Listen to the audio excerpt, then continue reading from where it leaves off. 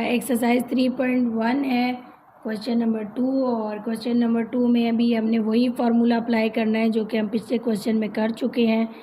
तो इसको कैसे करना है, हमने फार्मूला के मुताबिक पहले वैल्यूज़ लिख लेनी जो हमें क्वेश्चन में गिवन है। सबसे पहले बताया गया है कि हमने क्या करना है, इसका सेल्स प्राइस फाइंड आउट करना है, जबकि कॉस्ट प्राइस हमें दी गई है 2,48,000 rupees. Cost price of car है ये, ठीक है। एक गाड़ी है जो उसने ख़रीदी कितने में 2,48,000 रुपये में उसने गाड़ी ख़रीदी है। मज़ीद उसने रिपेयरिंग की है तकरीबन कितने 12,000 रुपये में उसकी रिपेयरिंग की है। और उसके बाद जो उसने सेल किया तो उसको प्रॉफिट हुआ है जी 5%। अब ये देखें, ये जो दो वैल्यू हैं ये हमारी कॉस्ट प्राइस ही आएंगी। कैसे आएंगी? क्योंकि ये उसने ख़र्चा किया है। अब एक गाड़ी उसने ख़रीदी है, फिर उसको उसने रिपेयर कराया, उसको ठीक करा के अगेन उसको बेचा तो उसको 5% प्रॉफिट हुआ। तो हम पहले निकाल लेते हैं हमारा जो टोटल कॉस्ट प्राइस जो है ऑफ अ कार, वो निकाल लेते हैं। वो क्या होगा, इन दोनों वैल्यूज़ को हमने ऐड कर लेना है। ये आएगा 248,000 प्लस 12,000, हमने ऐड कर लिया है। ऐड करने से हमारे पास जो वैल्यू आई है वो है 2,60,000 रुपीज़। 2,60,000 रुपीज़ हमारी वैल्यू आ गई है। अब हमने फार्मूला अप्लाई करना है।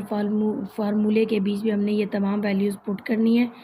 फार्मूला जो आपको मैंने पिछली भी वीडियो में बताया वो क्या है, sales price is equal cost price और ब्रैकेट में 1। अब यहाँ पे क्या है हमारे पास प्रॉफिट, तो यहाँ पे हम लगाएंगे प्लस एक्स प्रॉफिट, ठीक है। अब वैल्यू पुट कर दे। कॉस्ट प्राइस हमने कौन सी लिखनी है, जो ये हमने ऐड करके लेके आए, क्योंकि ये दोनों वैल्यू जो ये कॉस्ट प्राइस है, इसकी दोनों को ऐड किया है तो ये वैल्यू आई है, ये हम यहाँ लिख लेते हैं। ये 0,0,0,1 प्लस परसेंटेज हमें दी है 5%। 5% पहले भी हमने सॉल्व किया, मैंने आपको बताया। अगर नहीं आपको समझ आ रहा तो आप इसको कैलकुलेटर की मदद से भी कर सकते हैं। सिंपल हमने नीचे 100 लिखना था और जितने 0 100 में आते थे डिजिट से पहले हमने पॉइंट लगाया, तो ये हमारे पास आ गया 0.05। अच्छा जी, अब हमने क्या करना है, इन दोनों को ऐड कर लेंगे। 260,000 ये आएगा 1.05।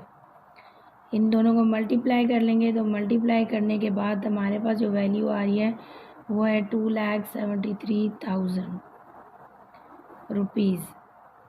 और ये क्या है हमारी सेल्स प्राइस, यानी कि अगेन एक दफ़ा समझ लें कि उसने गाड़ी ख़रीदी कितनी 2,48,000 रुपये में। उसने उसकी रिपेयरिंग की, उसकी मरम्मत कराई, डेंटिंग पेंटिंग कराई 12,000 रुपये में। जब उसने इसको मरम्मत करके बेचा तो उसको प्रॉफिट हुआ 5% उसको प्रॉफिट हुआ। अब उसने क्या किया कि टोटल अब कॉस्ट क्या है कि उसका ख़र्चा कितना आया। कॉस्ट प्राइस होता है ख़र्चा। वो उसने क्या किया, जिसकी ख़रीदी और जितनी रिपेयरिंग की जो अमाउंट थी उन दोनों को ऐड किया है, तो हमारे पास जो अमाउंट आई है वो टोटल कॉस्ट प्राइस है। फार्मूला अप्लाई किया है। फार्मूला अप्लाई करने के बाद इसमें हमने वैल्यूज़ लगा दी हैं। याद रखने वाली बात यह कि फार्मूला हमने यही है हर जगह हर क्वेश्चन में अप्लाई करना है। जहाँ प्रॉफिट है सिंपल वहाँ पे प्लस लगाना है, और जहाँ लॉस है इस जगह पे हमने माइनस लगा देना, ठीक है। उसके बाद हमने क्या करना है, परसेंटेज निकाल के इसमें 1 में ऐड ये सब्ट्रैक्ट करनी है।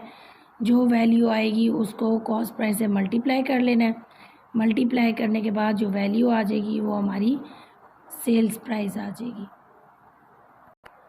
अच्छा जी, अभी तक तो हमने सेल्स प्राइस सीख लिया है, तो आज मैं बताती हूँ नेक्स्ट पार्ट जो है, पार्ट नंबर 4 जो है इसका मैं वो बता देती हूँ, जिसके अंदर इन्होंने फाइंड करना है कॉस्ट प्राइस को। कॉस्ट प्राइस कैसे करना है, पहले हम वैल्यूज़ लिख लेते हैं।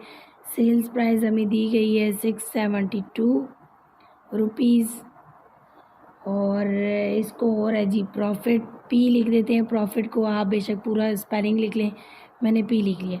प्रॉफिट इसको है 5% और कॉस्ट प्राइस जो है हमने वो फाइंड आउट करना है, वो हमें नहीं पता। सिंपल हमने क्या करना है, सेल्स प्राइस का जो फार्मूला है वो अप्लाई कर लेंगे, ब्रैकेट में लिखेंगे, इनको प्रॉफिट हो रहा है तो 1 के अंदर ऐड कर लेंगे हमारी परसेंटेज। कॉस्ट प्राइस हमें क्या दी गई है वो हमें नहीं पता, और सेल्स प्राइस जो दी गई वो है 672 रुपीज़। कॉस्ट प्राइस हम इसी तरह लिख लेंगे क्योंकि हमें पता नहीं है, और परसेंटेज की जगह 5% आ जाएगी। अगेन ये वैल्यू इसी तरह आ जाएंगी। इन दोनों को हमने ऐड करके डायरेक्ट लिख लेते हैं, 1.05 आ जाएगा। अब ये देखें यहाँ पे ये दोनों वैल्यू जो है मल्टीप्लाई हो रही है, इस वैल्यू को जब हम इधर ले आएंगे तो ये क्या हो जाएगा, डिवाइड हो जाएगा, ये डिवाइड हो जाएगा, और जो कॉस्ट प्राइस है वो एक साइड पर रह जाएगी। ठीक है, इन दोनों को जब हम कटिंग करेंगे या कैलकुलेटर की मदद से हम डिवाइड करेंगे तो जो हमारा कॉस्ट प्राइस है वो आएगा 640 रुपीज़।